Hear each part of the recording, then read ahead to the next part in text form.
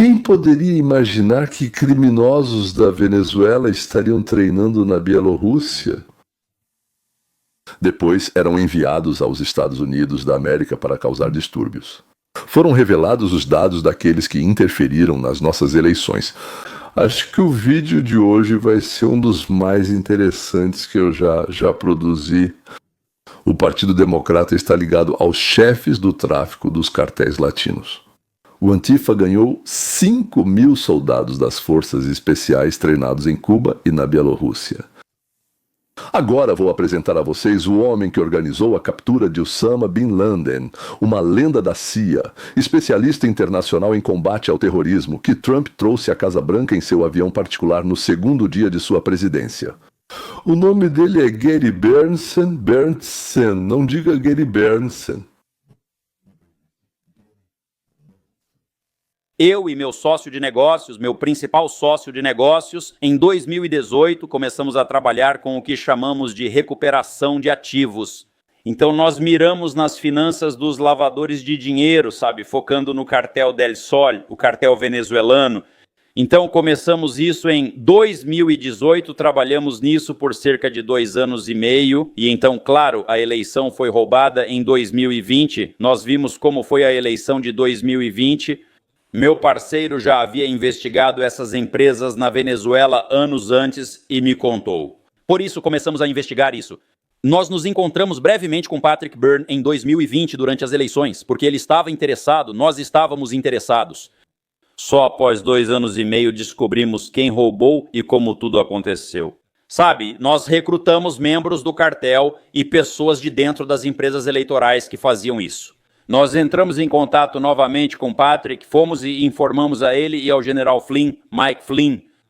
Eles trabalharam juntos no Projeto Américas e Patrick, naquele momento, já havia gasto uma quantia significativa de dinheiro nesse caso.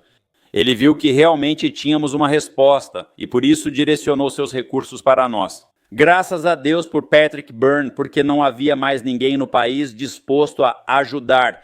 Quero dizer, é tão difícil conseguir apoio para algo assim, e Patrick foi corajoso ao fazer isso. Então, ele não só forneceu financiamento, mas também participou da operação conosco e fez muito trabalho em questões de integridade eleitoral. Agora eles estão falando sobre o bilionário. Esse é o Patrick Burns, que provavelmente gastou mais de 100 milhões de dólares para descobrir quem estava interferindo nas eleições dos Estados Unidos da América e acabar com essa interferência. Nossa história sobre a Venezuela tem 4 partes. A devolução de ativos, que é muito importante. A questão é que essa é uma organização criminosa de 2 trilhões e 700 bilhões de dólares, é a maior organização criminosa da história do mundo. E acontece que eles vêm roubando eleições desde então.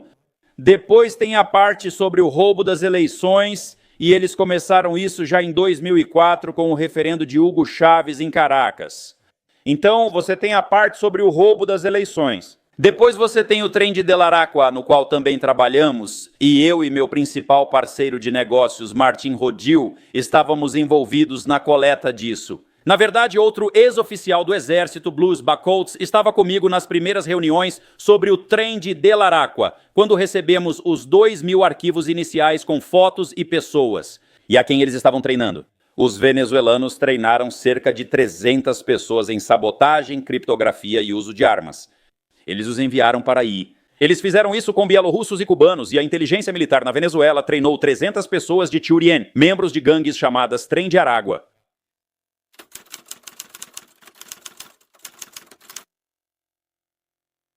Os números, como são chamados, impressionam completamente. Trilhões. Company on Day, falsificação de eleições em todo o mundo, ligação dos cartéis de drogas com os governos. É um garoto com fantasias, é uma pessoa que encontrou e capturou Bin Laden. Treinamento de Cuba e Bielorrússia, criminosos das prisões da Venezuela, envio de 5.000 soldados de forças especiais formados por assassinos e estupradores aos Estados Unidos da América para organizar supostas lutas de rua civis e pacíficas, como disseram os democratas. E então, a última parte do que fazemos é contra-inteligência. Veja, meu principal parceiro de negócios e eu, Martin, fomos quem identificou Manuel Rocha, que foi o espião de mais alto escalão já capturado. Conheci o embaixador Rocha há muitos anos. Tive contato com ele algumas vezes e sabíamos que ele se comunicava com membros da conspiração ligada ao cartel. Por isso, procuramos os agentes de contra-inteligência do FBI em um determinado local. Dissemos a eles que esse embaixador estava lidando com esses caras, vocês precisam cuidar dele. Eles cuidaram assim que entraram em contato com aquele embaixador. Sabe, eles fizeram alguém fingir ser um espião cubano, já que ele trabalhava para Cuba. EM. Ele foi espião lá por mais de 35 anos e disseram que queriam trazê-lo de volta. Ele confessou em 3 sessões de 2 horas. Enquanto ele era gravado pelo FBI por espionagem contra os Estados Unidos, atividade que manteve por mais de 35 anos, eles pediram: Gian, queremos ativar você de novo, por que não entra em contato com as pessoas? Primeiro, ele me manda um e-mail perguntando: Ei, Gary, esse é um bom endereço para nos encontrarmos? Que tal não nos encontrarmos, já que você é espião? O FBI o prendeu e agora está numa prisão federal. Aliás, não sabia que ele desmascarou esse espião infiltrado. Foi uma grande história. Ele passou mais de 30 anos entregando segredos dos Estados Unidos para os nossos piores inimigos. Então, a Venezuela está nas Américas, considerada o coração das trevas. É um cartel criminoso transnacional que controla o governo. Martin Rodil e eu fomos os principais informantes que fizeram todo esse trabalho. Então, pessoas como Patrick Byrne, que Deus o abençoe, se juntaram a nós, e o general Mike Flynn ajudou muito. E houve outros, mas esses foram os principais pilares dessa base.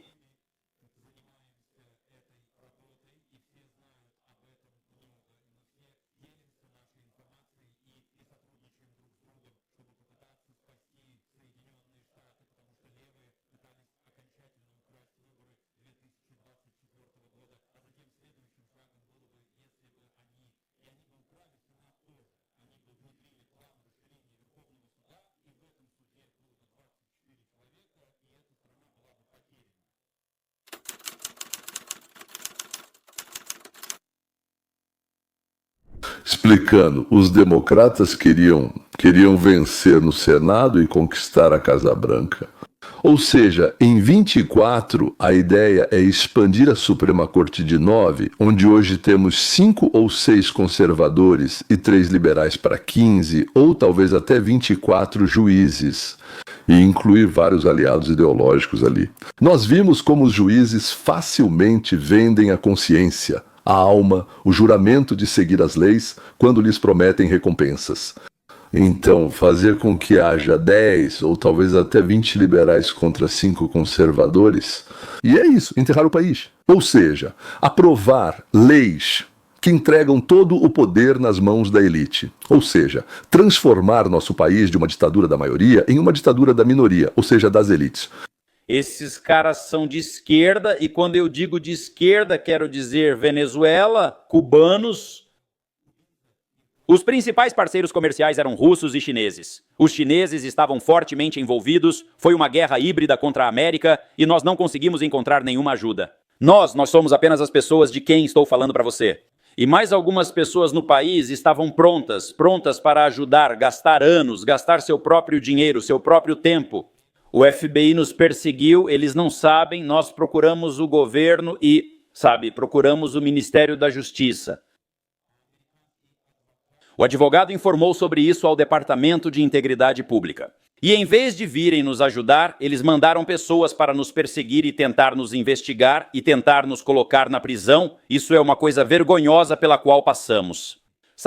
Eu simplesmente me orgulho dos caras com quem trabalhei, do Martin Rodil, do Patrick Byrne, do Mike Flynn e de outros que se levantaram para tentar garantir que a democracia em que vivemos seja transmitida para nossos filhos e netos.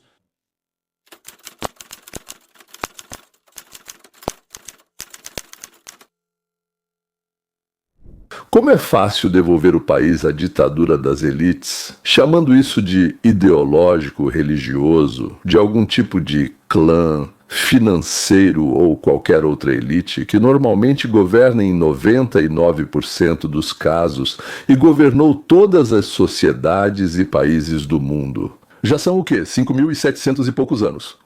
Tudo o que é necessário é que a gente não faça nada, fique em silêncio e não transmita nada para nossos filhos. Steven Gardner é o apresentador desse canal, recomendo muito, né? O canal dele já alcançou 2 milhões de espectadores e sempre aborda temas que realmente me interessam e espero também interessem a vocês. Então, sabemos que Obama, durante o período de transição, ele, John Brennan e outros, perseguiram o general Michael Flynn e tentaram prendê-lo para sempre. O presidente Trump dizia constantemente: as eleições foram fraudadas, houve tantas anomalias. Sim.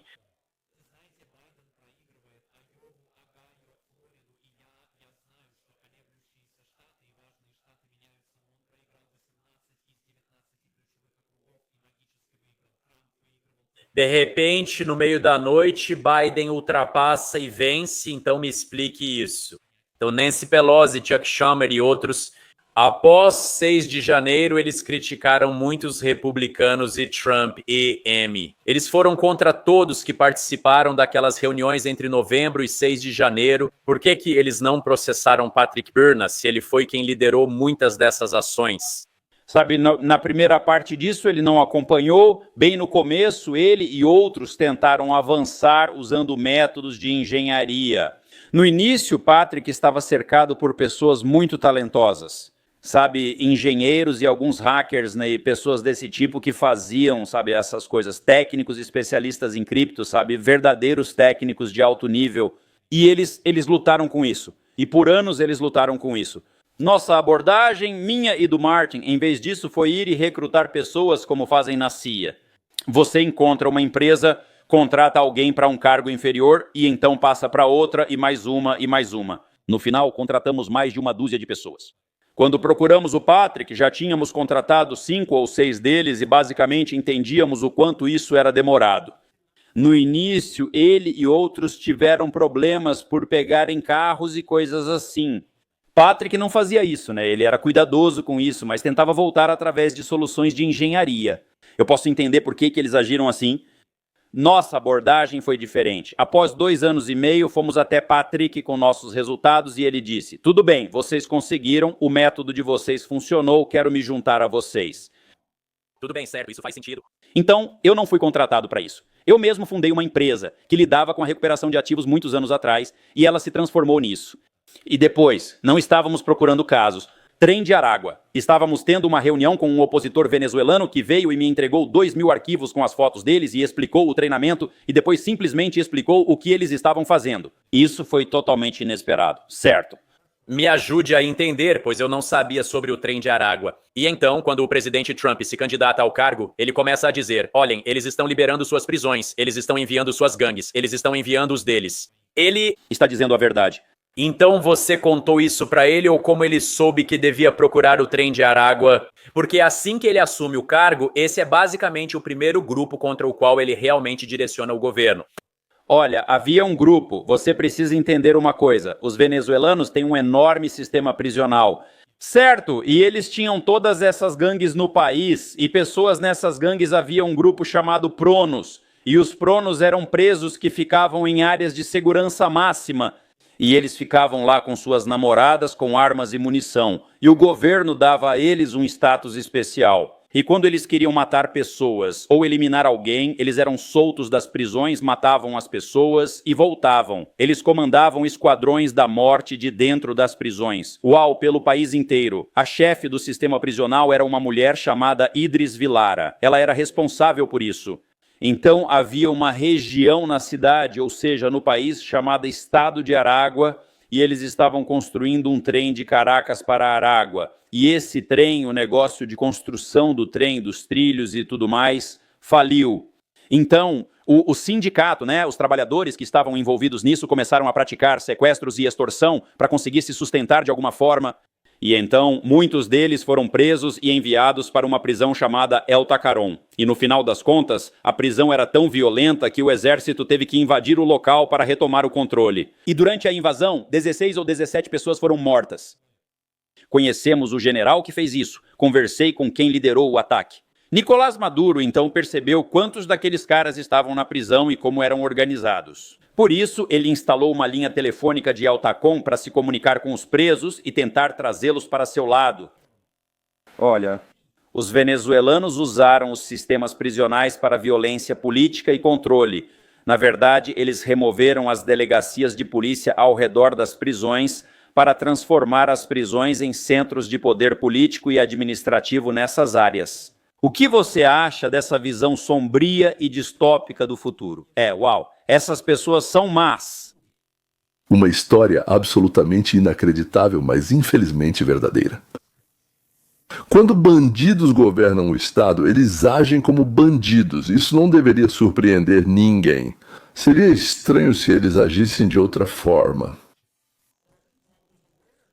O presidente Trump sabia que alguns que cruzavam a fronteira tinham antecedentes criminais. A primeira reunião com quem me deu esses arquivos ocorreu durante o governo Biden. Isso foi cerca de 1 ano e meio antes de Donald Trump assumir o poder. Pedi uma reunião, encontrei representantes do Ministério da Segurança Interna no exterior, entreguei os arquivos e os informei sobre o assunto. Eu sabia o que era contrabando, mas não conhecia a tendência Laguet até então. Disseram, não temos crimes, o que fazer com isso? A administração Biden não quer lidar com isso. Então nós estávamos em contato com eles no dia seguinte, após o presidente Trump ter sido eleito. Recebi uma ligação enquanto estava na Suíça. E um dos oficiais do Homeland Security Investigations, agentes de investigação do Departamento de Segurança Interna, me ligou e disse, Senhor Bernson, temos seu relatório sobre a tendência Laguet aqui conosco. Trump venceu as eleições, mas ainda não assumiu o cargo. Sabemos lidar com esses assuntos com segurança e nos sentimos à vontade para isso. A administração Biden não permitiria. Você pode nos apresentar a fonte? E eu disse, claro. Liguei para a fonte da Suíça, marquei um encontro e, em 20 minutos, ele aceitou trabalhar para o Departamento de Segurança Interna. Não competimos com o governo. Buscamos ajudá-lo e proteger os Estados Unidos e seus cidadãos.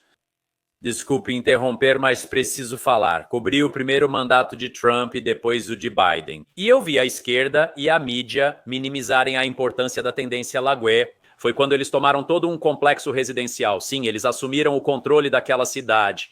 É só um prédio no Texas. E eu me lembro de pensar, como alguém pode ser tão descuidado com pessoas que literalmente acabaram de sair da prisão? E eles estão aqui, estão organizados e têm armas malucas. Isso era insano para mim. Olha, eles realmente abriram uma concessionária de carros usados, compraram alguns milhares de carros que custavam de 5 a 7 mil dólares. Eles enviaram carros para todos os seus homens em todo o país a partir de um único local, garantindo que todos tivessem carros. Porque todos eles entraram ilegalmente, eles não têm carteira de motorista, eles não têm, cartões de crédito, eles não têm serviços bancários. Eles gastaram mais de $1 bilhão comprando carros usados. Legendas de Matorzok. Pelas minhas conversas com o pessoal do Trendaragu, que conheci, eles têm pelo menos 4 mil mulheres jovens trabalhando na indústria do sexo que foram vítimas de tráfico de pessoas para os Estados Unidos. E eu me encontrei com pessoas do FBI e eles disseram, bem, nossos analistas acham que você está mentindo sobre isso e eles querem que a gente prove que você não está dizendo a verdade. Na verdade, eu mesmo paguei a fonte pela informação, a fonte que me deu todas essas informações. Quando o conheci, ele havia fugido da Venezuela. Dei-lhe alguns milhares de dólares porque sabia que tinha problemas. Não pedi mais nada. Fazia 11 meses que não via esse cara. Ele me ligou e disse, Sr. Bernson, tenho isso para você. Eram dados do sistema de justiça de lá, fotos digitais, tudo sobre esses 2 mil membros de gangue. Então, a questão era que, o FBI, o Departamento de Segurança Interna e a CIA, sob a administração Biden, não estavam coletando essas informações. Eles estavam em modo de espera, não estavam coletando dados contra a Venezuela ou o Cartel del Sol. E há um motivo para isso. O motivo é que eles estavam conspirando com aquela administração e com aquele cartel porque sabiam que poderiam garantir as eleições para eles. Não se enganem sobre o que era isso. Não se enganem, certo? Escutem. Eu liderei a invasão ao Afeganistão, eu fui responsável pelas explosões na África Oriental, fui chefe da operação contra o Hezbollah na CIA por anos, responsável pelas explosões nas Torres Hobart e na Argentina. Também. Tudo bem, essa não foi minha primeira experiência. Eu não caí de paraquedas nesse caso. Tudo bem, eu estou nesse ramo há muito tempo. Tenho 68 anos, estou nesse negócio há 40 anos. Não preciso inventar nada. Tudo bem, eram pessoas más, essas pessoas roubavam as eleições. E o nosso aparato político, o Partido Democrata, sabia, os republicanos, alguns republicanos também sabiam. Sim, alguns republicanos também sabiam. Então você sabe, né? É preciso olhar ao redor. Você sabe, todos os outros foram processados, certo? Todos os outros foram processados, menos eu. Nós fomos lá e dissemos a eles: temos o seu código-fonte, temos testemunhas. Recebi uma carta da Dominion, certo? A Fox pagou a eles 768,5 milhões. Eles me enviaram uma carta para eu recuar, mas eu não recuei. Esqueça isso. Eu quero vê-los no processo de apresentação de provas. Eles não querem me encontrar nesse processo. Eles não querem entrevistas. Eles recusam encontrar comigo e minhas testemunhas que eu, Martim e Patrick apresentamos. Eles estão com medo, e com razão. Venderam a empresa há uma semana e agora estão fugindo. Isso é a Dominion Smartmatic, outra parte disso, que tem o mesmo código-fonte, tem a mesma origem. Eles estão juntos e o presidente deles foi acusado. Ele tem uma acusação adicional em Miami por corrupção relacionada às eleições nas Filipinas. Veja, eles primeiro usaram essas máquinas na Venezuela, depois na América Latina, depois nos Estados Unidos, e eles roubaram eleições em mais de 70 países do mundo usando esse código.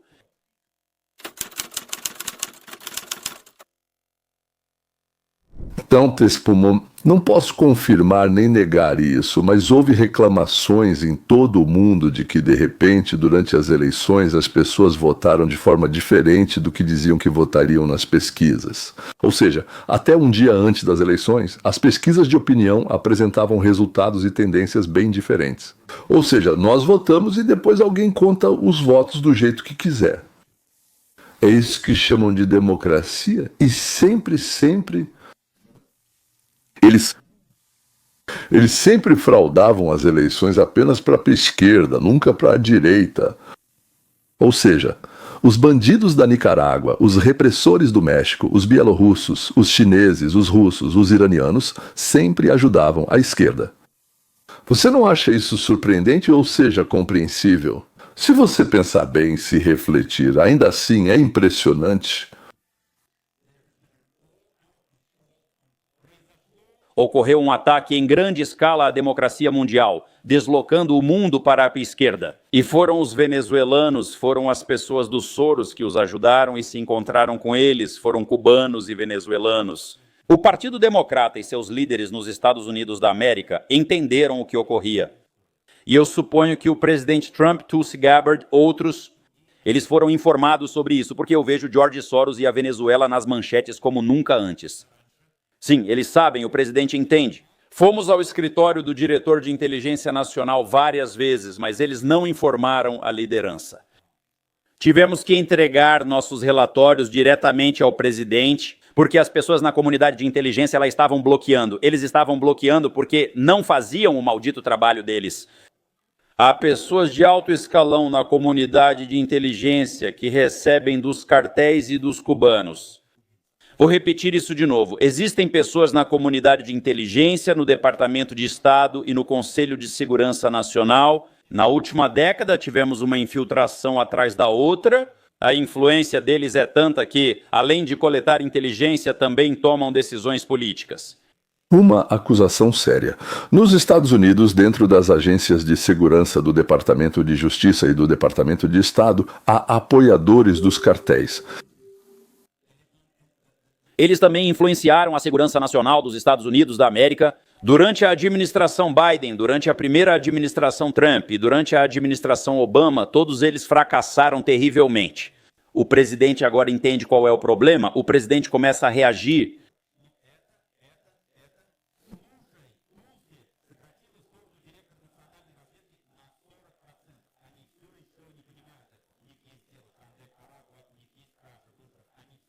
Eles não entendem a profundidade dos problemas de contra-terrorismo e contra-inteligência que temos nos Estados Unidos. Isso é chocante. Nós, e não o FBI, entregamos o Rocha de novo. Lembra de mais algo, anos atrás? Quem? Eles prenderam no Departamento de Estado Kendall Meyer. Ele era chefe da ANR de Inteligência e Pesquisas, para quem ele trabalhou por 30 anos. Os cubanos, certo? Eles prenderam Ana Montes no Departamento de Inteligência do Ministério da Defesa. Ela era oficial responsável por Cuba e espionava para os cubanos. Vez após vez, os cubanos nos superam. E agora, provavelmente, está pior do que nunca. Sabe, o diretor Radcliffe e Tulsi Gabbard, eles precisam se reunir. Eles precisam cuidar da contra-inteligência. Toda vez que vou lá e converso com as pessoas, eu falo com os analistas, não com os operacionais. A maioria dos operacionais foi demitida. Não precisamos falar com analistas, precisamos de pessoas que vão atrás. Certo, então, e depois? Então, você tem os democratas dizendo por que o Trump está tentando começar uma guerra com a Venezuela. Você tem o Rand Paul dizendo que Trump não tem nada a ver com os barcos de pesca. Ele não tem nada a ver com o Maduro. A Venezuela não é um cartel. Nós precisamos nos preocupar com o México. Por quê? Porque estamos posicionando o maior porta-aviões. Eles não entendem, Rand Paul não entende, ele está mal informado. Então, por que tanta pressão sobre Maduro? Bem, em primeiro lugar, ele é o líder do cartel Del Solis, o governo é um cartel, certo? E eles controlam o Tren de la Aragua e eles realizaram o Very Important Person. Escuta, eles estão travando uma guerra híbrida contra nós e os Estados Unidos ficamos de boca aberta. Donald Trump está revidando. Que Deus o abençoe, isso é o mais perigoso. Veja, cubanos, russos, iranianos, sabe? Chineses usaram a Venezuela para furar a defesa dos Estados Unidos e quase tomaram o nosso país e o tiraram de nós. Quase. E eu acho que Donald Trump agora entende isso. E, sabe, ele tem boas pessoas. Eu sou um grande fã do Steven. Eu sou Miller. Eu sou um grande fã do Pete Hegseth, sabe? Ele tem boas pessoas lá.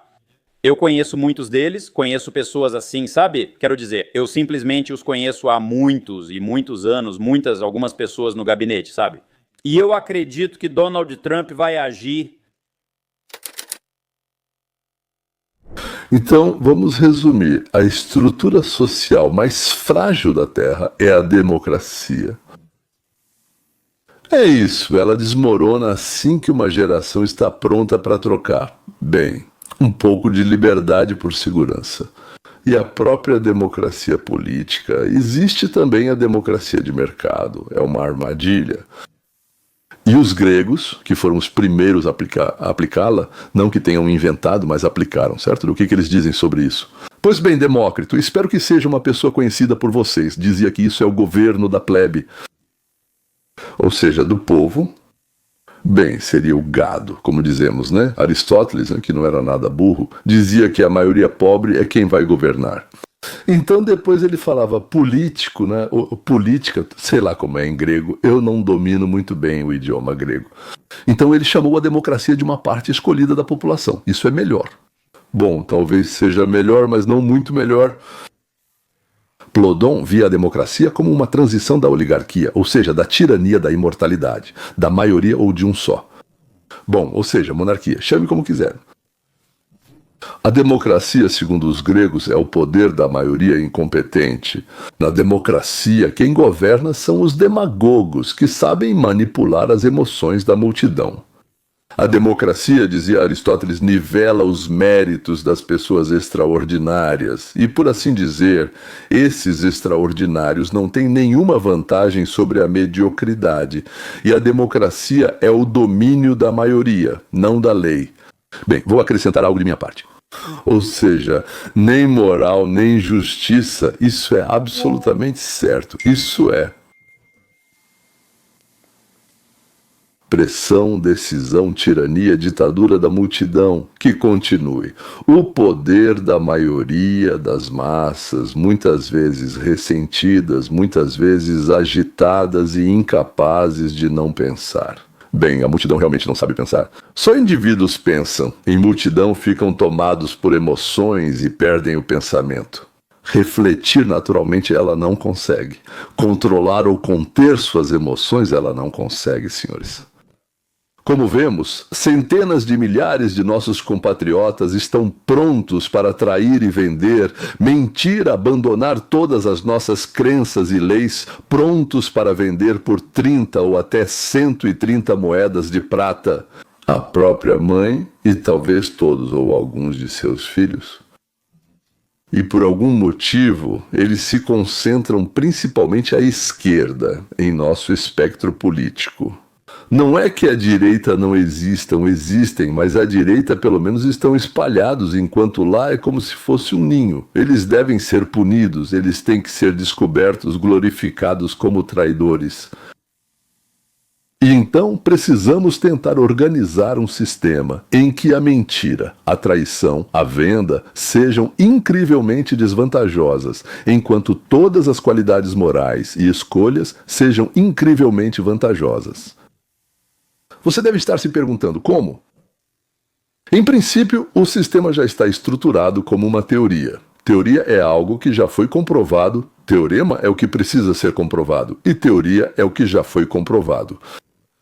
A teoria foi criada em 1961 em Los Angeles. Andrei Iosif Golambos foi o presidente, diretor, eu não sei, do Instituto de Livre Empreendedorismo em Los Angeles. Isso foi de 1961 até 1989 do século passado. Vocês sabem, assim como os livros de Marx impulsionaram os pesadelos chamados comunismo, assim como o livro ou os trabalhos de Thomas Paine serviram de início para o que chamamos de Revolução Americana, ou seja, a Declaração de Independência, e depois uma enorme influência sobre a Constituição. Da mesma forma, o livro de Golambos começa a influenciar o que está acontecendo na nossa teoria de Golambos, o livro de Golambos. Existem muitos livros e teorias, mas poucas são integradas e, na minha opinião, nenhuma comprovada. Isso, provavelmente, bem, do que eu encontrei, provavelmente é a primeira. Aqui nós temos uma série inteira de vídeos, digamos assim, desses vídeos de 10 minutos, vídeo histórias, sobre vídeos, videoaulas, videoseminários, sim, sobre esse sistema. Abaixo haverá um link para o projeto chamado Roteiro para a Liberdade, isso mesmo. Bem, por hoje é só, senhores. Inscrevam-se, ativem o sininho e compartilhem com os amigos. Até logo.